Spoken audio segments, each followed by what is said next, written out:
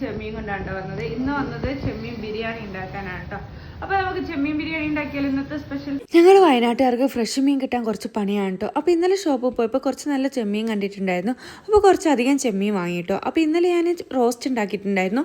ഇന്ന് ചെമ്മീൻ ബിരിയാണി ഉണ്ടാക്കാൻ വിചാരിച്ചു. അങ്ങനെ ഞാൻ ഇതാ കഴുകിയെടുത്ത ചെമ്മീനിലേക്ക് ഉപ്പും മുളകും മഞ്ഞപ്പൊടിയൊക്കെ ഇട്ടിട്ട് നന്നായി മിക്സ് ചെയ്ത് വെച്ചിട്ടുണ്ട്. ആ സമയം കൂടെ ചോറ് വെക്കാൻ വിചാരിച്ചിട്ടോ. ഞാൻ കുക്കറിലാണ് കേട്ടോ ചോറ് ഉണ്ടാക്കുന്നത്. വേഗം ചോറാവാൻ വേണ്ടിയിട്ട് ഞാൻ കുക്കറിലാണ് കേട്ടോ ഉണ്ടാക്കിയത്. ഉമ്മ ഉണ്ടാക്കുന്നതൊക്കെ കണ്ടിട്ട് ഞാൻ ഉണ്ടാക്കുകയാണ്. ഞാൻ എപ്പോഴെങ്കിലും ചോറുണ്ടാക്കുമ്പോൾ എന്തെങ്കിലുമൊക്കെ മിസ്റ്റേക്ക് ഉണ്ടാവും. ഒന്നെങ്കിൽ കൂടുതലായിട്ട് വെന്തു, അല്ലെങ്കിൽ വെള്ളം കൂടിപ്പോൾ എന്തെങ്കിലും ഉണ്ടാവും കേട്ടോ. പിന്നെ കുക്കർ തുറന്നു നോക്കിയാൽ അറിയാം എന്തായിട്ടുണ്ടെന്ന്. അങ്ങനെ ഇത് ഞാൻ മസാല പുരട്ടി വെച്ച ചെമ്മീൻ നന്നായിട്ട് പൊരിച്ചെടുത്തിട്ടുണ്ട് കേട്ടോ. ആ പൊരിച്ചെടുത്ത എണ്ണയിൽ തന്നെയാണ് കേട്ടോ ഞാൻ ബിരിയാണിക്ക് മസാല ഉണ്ടാക്കുന്നത്.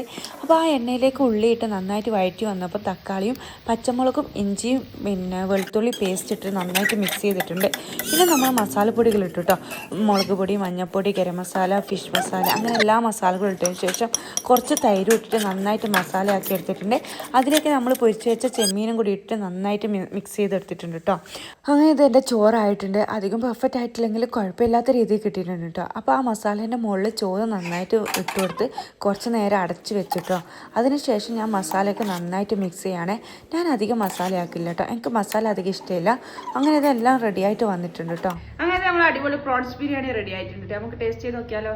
കുറച്ച് തൈരും ചമ്മന്തിയൊക്കെ എടുത്തിട്ട് ഒരു പ്രോൺസും വെച്ചിട്ട് നമുക്ക് തിന്നോക്കാം.